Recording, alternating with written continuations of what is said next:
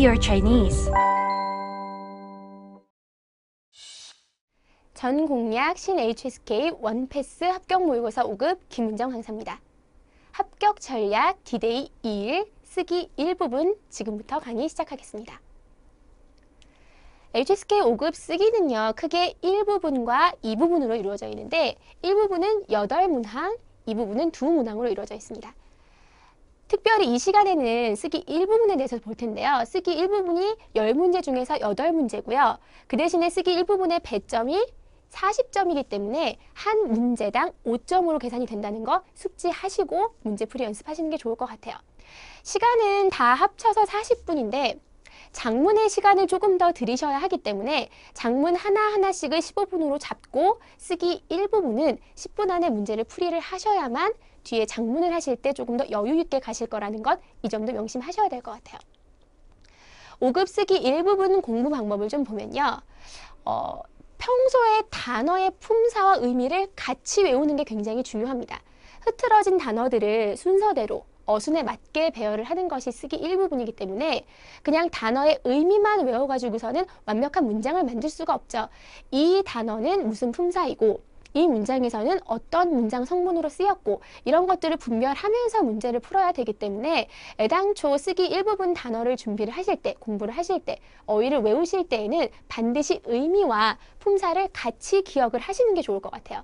일반적인 한국 사람들이 의미 위주로 단어를 외우는 경우가 너무 많기 때문에 품사를 외워야겠다는 생각 반드시 하셔야 되고요. 두 번째, 기본 어순을 완전히 마스터하셔야 합니다. 특별한 특수 문법들, 바자라던가 베이자가 나오는 경우도 있지만 사실 매 회마다 절대 빠지지 않고 가장 많은 비중을 차지하면서 나오는 문제가 바로 기본 어순 문제이기 때문에 베이자 안 나왔어요, 비교문 안 나왔어요 해도 기본 어순 문제는 꼭 나오거든요. 주어, 수어, 목적어나 그 사이에 부사어 들어가는 거나 보어 들어가는 이 기본적인 어순을 반드시 마스터하셔야 될 것 같아요. 모든 문법에는 예외가 있습니다. 그렇기 때문에 기본적인 문법들을 가지고 공부를 하시지만 HSK 5급 정도면 기본 문법은 이미 4급에서 다 배웠잖아. 이제 예외적인 거 좀 기억해야 되지 않겠니? 하고선 문법적인 예외 상황을 꼭 물어보기 때문에 문법적인 예외 반드시 파악하셔서 함정에 빠지지 않고 정답 맞추시도록 노력하셔야 될 것 같아요. 쓰기 부분에 있어서 전략 1에서 가장 중요했던 건 기본 어순 배열을 마스터하자였어요. 중국어의 기본 어순은 정확하게 파악을 하고 있어야지 8문제 중에서 기본 어순 묻는 문제의 비중도 굉장히 크고요. 매달 출제가 안 되는 경우가 없기 때문에 반드시 기억을 하셔야 됩니다. 기본적으로 중국어는요, 주어, 수어, 목적어로 이루어져 있기 때문에 우리나라 말도 처음부터 주어를 딱 뽑아내잖아요. 그래서 사람들이 배열을 할 때 주어 먼저 찾는 경우가 굉장히 많아요. 특별하게 HSK 관련 수업을 듣거나 아니면 정규적인 교육 과정을 밟지 않고서 그냥 공부를 하면서 HSK를 공부를 하시면 그냥 주어부터 찾는 거예요. 근데 모든 문장의 가장 핵심이 되는 기둥은 사실은 수어예요. 그래서 모든 문장을 배열을 하실 때 수어로 기둥을 세우고 수어의 짝꿍은 누구죠? 주어가 아닙니다. 수어의 짝꿍은 목적어이기 때문에 수어를 찾고 목적어를 찾고 그 후에 주어가 있으면 주어를 쓰시고요. 주어가 없는 문장도 굉장히 많기 때문에 주어 없으면 그냥 수어랑 목적어로 이루어진 문장이구나 생각하시면 될 것 같아요. 그러면 어떻게 수어를 찾고 목적어를 찾고 완전한 문장을 완성을 할지 실질적인 문제를 좀 보도록 합니다. 딱 쓰기 1부분의 첫 문제를 딱 받았을 때요. 하셔야 할 게 의미와 품사를 파악을 하셔야죠. 베이양 칭샤오니에는 보시면 베이양이 길러내다라는 동사입니다.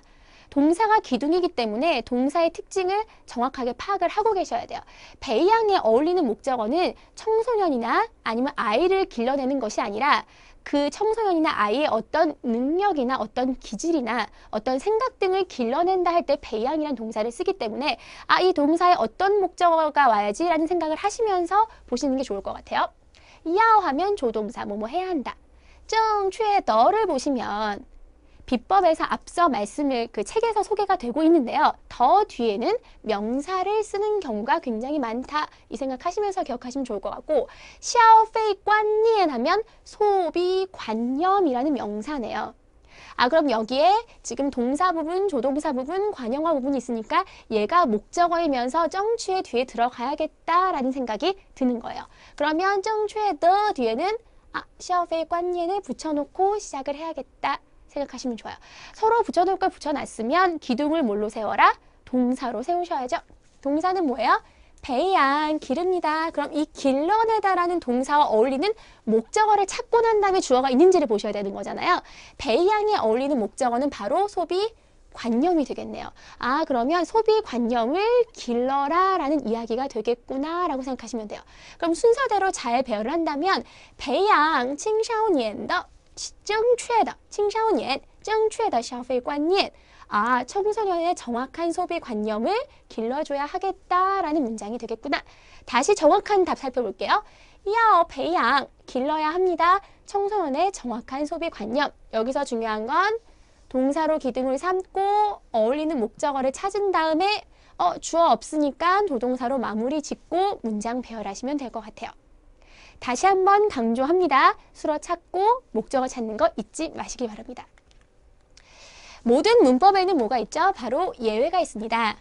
전략, 이제 두 번째 전략을 살펴볼 텐데요. 여기서 가장 중요한 부분이 사실은 문법적인 예외를 캐치하는 거죠.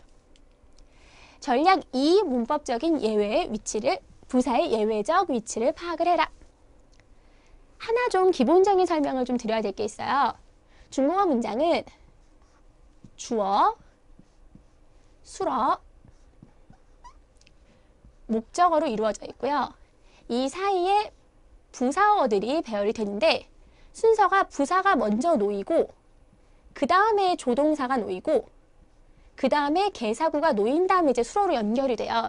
그래서 부사랑 조동사랑 같이 있으면 부사를 먼저 쓰고 조동사를 쓰는 게 맞거든요. 근데 이 부사의 예외적 위치가 뭐냐면 이 부사는 동사랑 너무 친한 거예요. 그래서 얘가 조동사가 있음에도 불구하고 바로 동사랑 붙여 써야겠다라는 그 예외적인 특징을 가진 부사들을 반드시 기억하셔야 되고요. 이 예외적인 특징을 가지는 부사들이 시험에 굉장히 많이 출제가 되고 원래 기존의 그 기본 어순이랑은 배열이 예외적이기 때문에 달라지잖아요. 그래서 굉장히 많이 틀리시거든요. 이 점 반드시 기억을 하셔야 될 것 같아요. 대표적으로 예외적인 부사 2개를 점검하면서 문제를 좀 풀어보도록 하겠습니다. 첫 번째 문제 볼게요. 自己 하면 자기라는 뜻이죠. 轻易 하면 이 부사가 굉장히 중요해요. 비법에서도 여러 개 관련된 부사들을 언급을 해놓았잖아요. 반드시 모두 다 기억하셔야 됩니다. 轻易는 쉽게 무엇을 하다라고 통째로 외우셔서 뒤에 반드시 바로 뭘 붙여야 된다? 동사 꼭 붙이는 부사네. 이거 잊어버리지 말아야겠다는 생각하시면서 문제 푸셔야 돼요. 否定 하면 부정하다라는 동사가 되고요. 不要 하면 뭐뭐 하지 마라 라는 뜻이 되죠. 보시면 붙여놓을 게 없으니까 서로 이렇게 퍼즐을 맞춰놓을 게 없으니까 기둥을 뭘로 세워야 되죠? 동사로 세우셔야 돼요. 동사 뭐야? 否定, 부정한다. 무엇을 부정합니까? 여기 목적어가 될 만한 게 轻易는 어차피 否定이랑 같이 와야 되니까 목적어는 自己네요. 그럼 어떻게 됩니까? 不要轻易否定自己. 이게 수라고 이게 목적어니까 쉽게 자기 자신을 부정하지 말아라. 중요한 건 뭐냐면 不要는 轻易 앞에 놓여야 한다는 것. 轻易는 否定, 동사랑 친하다는 사실. 요 점 반드시 기억하셔야 될 것 같아요. 그래서 轻易가 동사랑 같이 와서 조동사의 영향을 받지 않고 동사와 바로 붙여서 써야겠다. 두 번째 예제 문제도 같은 형태입니다. 보시면 내일하고 조동사가 들어가 있죠. 뭐뭐 해야 한다. 及时 하면 제때, 즉각적으로라는 부사잖아요. 제때 무언가를 해야 한다 해서 얘 역시 뭐랑 친한 부사죠? 동사랑 친한 부사입니다.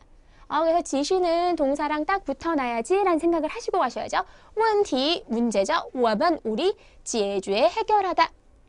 별다르게 붙여놓을 게 없으면 기둥은 수로로, 동사로 세우셔야죠. 解决, 해결합니다. 무엇을 해결합니까? 문제를 해결하는 거죠.